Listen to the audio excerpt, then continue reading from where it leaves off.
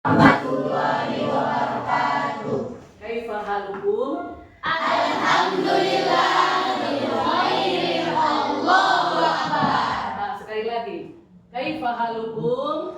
Alhamdulillah bil khair. Allahu akbar. Oke, pada kesempatan kali ini kita akan melanjutkan pelajaran kita yang berjudul sabar dalam menghadapi musibah dan ujian. Nah, sebelum kita memulai pelajaran, menurut absen giliran untuk membaca doa hari ini Rahmadiani misinya. Walaupun memang membaca doa itu harus laki-laki kan, laki-laki. Tapi karena kita sama-sama belajar, nah silakan Rahmadiani misi ke depan memimpin doa sebelum belajar.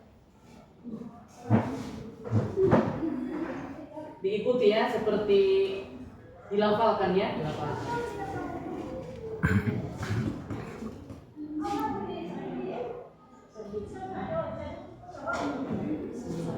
Ya, mengucapkan kita. Seperti janji sesuai juga mengucapkan kita.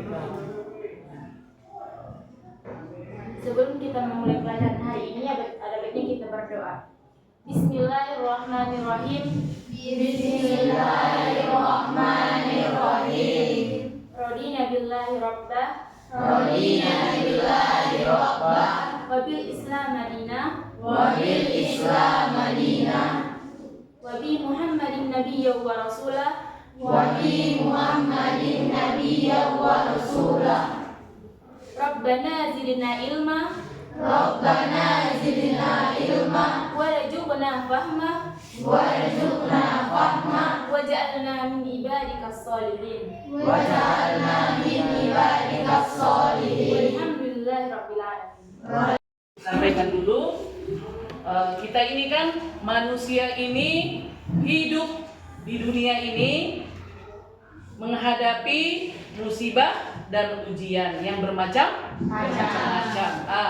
Musibah dan ujian itu ada yang menimpa diri pribadi, ya kan? Ada yang menimpa negara. Ada yang menimpa negara kan? Coba dulu, siapa dulu tunjuk tangan yang kamu tahu musibah yang pernah dihadapi negara kita Indonesia. Ya, kamu ada yang sih? Ya, yang dijajah oleh Belanda. Oke, yang akhir-akhir ini baru terjadi, ada yang tahu? Adanya pandemi. Jadi kita dalam menghadapi kesusahan dan penderitaan itu diperintahkan oleh Allah harus sabar. Oke, sebelum kita bagi-bagi kelompoknya, kita pahami dulu apa yang akan kita bahas. Nah, kita baca dulu, silahkan baca Quran Surah Al-Baqarah ayat 155 sampai 156 yang ada di buku kita.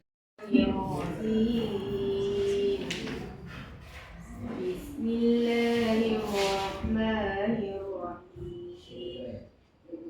Wal amwali wal anfusi was samarat wa basyiril sabirin. Kalau di Indonesia ini sudah kebiasaan hanya kepada orang yang meninggal dunia disebutkan innalillahi wa inna ilaihi raji'un, padahal bukan hanya pada orang yang meninggal dunia, bisa ketika ditimpa musibah bencana alam atau ketika ditimpa sakit dan lain sebagainya.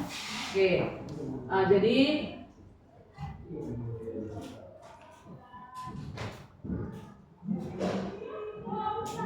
ada 24 kelompok. Kelompok yang pertama membahas tentang tajwid yang terdapat pada Quran Surah Al-Baqarah 155 dan Ibrahim ayat 9 ya. Kemudian kelompok yang kedua membahas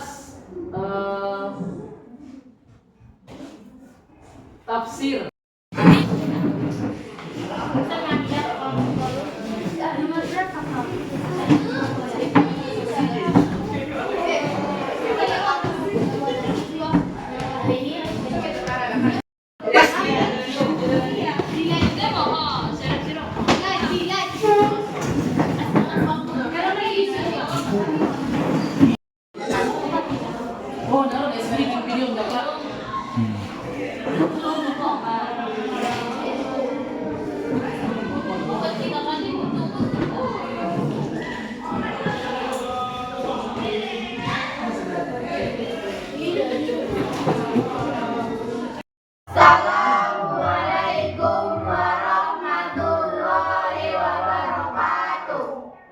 Waalaikumsalam. warahmatullahi wabarakatuh. Kami akan mempresentasikan hasil diskusi kami tentang manfaat menjaga kesabaran dalam menghadapi musibah dan ujian. Sebelum kami melanjutkan presentasi, ada baiknya kami perkenalkan diri. Perkenalkan, nama saya Yusril Mahendra sebagai moderator dan di samping saya. Perkenalkan, nama saya Saskia Pega Siregar sebagai penyanyi pertama, dan di samping saya. Perkenalkan, nama saya Tara Mendiana sebagai penyanyi kedua, dan di samping saya. Perkenalkan, nama saya Sonia Gita Siregar sebagai penyanyi tiga, dan di samping saya. Perkenalkan,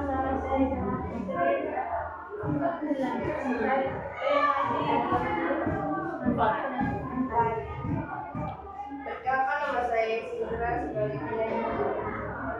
Langsung saja penyanyi satu. Manfaat menjaga kesadaran dalam menghadapi musibah dan ujian. Sabar yang diartikan sebagai tahan menghadapi cobaan ujian, tidak mudah marah dan tidak lekas putus asa.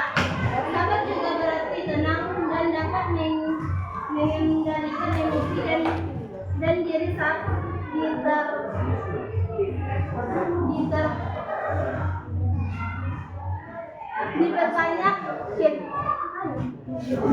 diperbanyak bencana, cobaan dan ujian.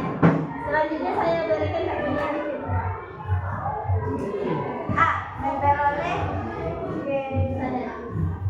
memperoleh kesadaran yang baik. Allah Subhanahu wa taala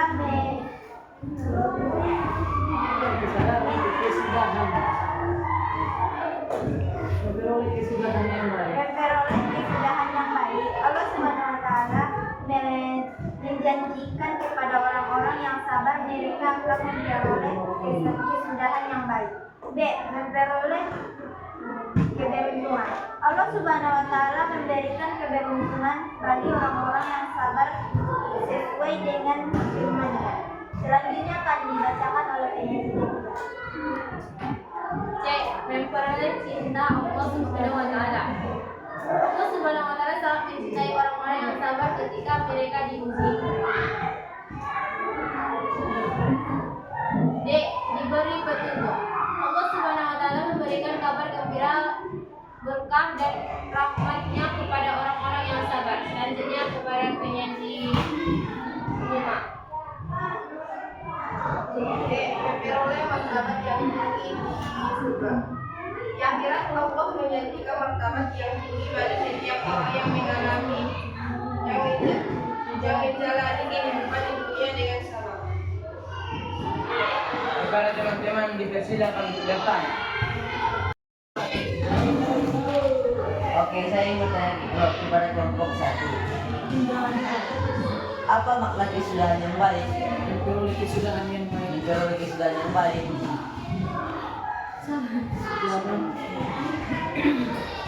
Terima kasih kepada saudari Rio yang telah bertanya. Di sini saya dari perwakilan kelompok kami akan mencoba menjawab pertanyaan dari saudari Rio. Apa makna memperoleh kesudahan yang baik?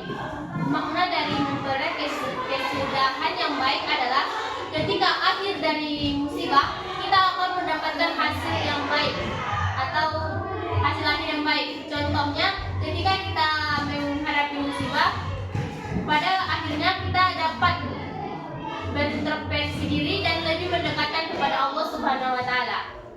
Apakah jawaban kami diterima? Terima kasih. Ya, tepuk tangan dulu, Bang.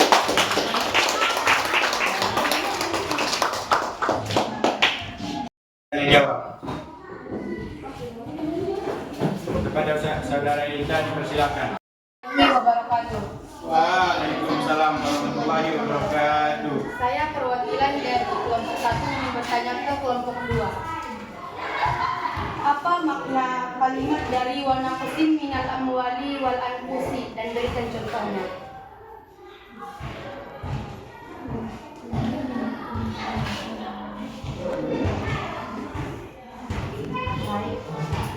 Dua, coba menjawab pertanyaan dari kelompok 1. Maknanya ialah hilangnya sebagian harta dan jiwa, misalnya meninggalkan sahabat dekat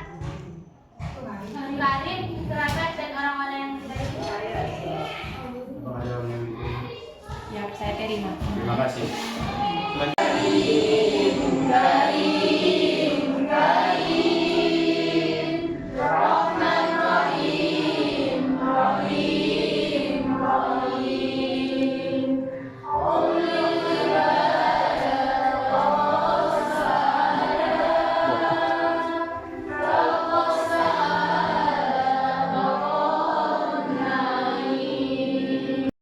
Bukan dari presentasi tadi bahwasanya kita manusia ini ketika menghadapi musibah, bisalah musibah itu dikatakan berupa ujian, bisa berupa teguran, bisa berupa azab. Kemudian dalam menghadapi musibah dan ujian itu ada dia menurut ayat Al-Quran ada cuma dengan dua cara, yaitu dengan bisobri wassalat, dengan sabar dan sholat. Tapi sholatnya itu harus sholat yang khusyuk. Qad aflahal mu'minun allazina hum an sholatihim khashi'un. Nahum an sholatihim khashi'un. Telah beruntunglah orang-orang yang beriman, yaitu orang-orang yang khusyuk dalam sholatnya. Kalau hanya sekedar sholat belum beruntung, tapi harus khusyuk dalam sholatnya. Kemudian ada dalam beberapa hadis juga ditambahkan, kita dalam menghadapi musibah itu lebih mendekatkan diri kepada Allah dan memperbanyak sedekah. Kalau orang bersedekah di kala senang itu biasa kan? Tapi kalau kita bersedekah di kala susah, di kala menghadapi ujian, di kala menghadapi musibah, itulah ujian keimanan yang sebenarnya. Jadi kalau ditanya, kenapa manusia itu katanya tidak banyak melakukan dosa tapi menghadapi banyak musibah, menghadapi banyak masalah? Mungkin Allah ingin mengangkat derajatnya dengan memberikan ujian-ujian. Sama seperti kita anak sekolah, kalau ingin naik kelas dikasih soal ujian kan? Kalau kita bisa menghadapi ujian itu, mengerjakan ujian itu dengan baik dan benar, akan memperoleh nilai yang baik. Yang selanjutnya minggu depan ya, dengan judul Indahnya Kehidupan Bermakna ya. Sampai di sini sudahi dengan salam. Assalamualaikum warahmatullahi wabarakatuh. Waalaikumsalam.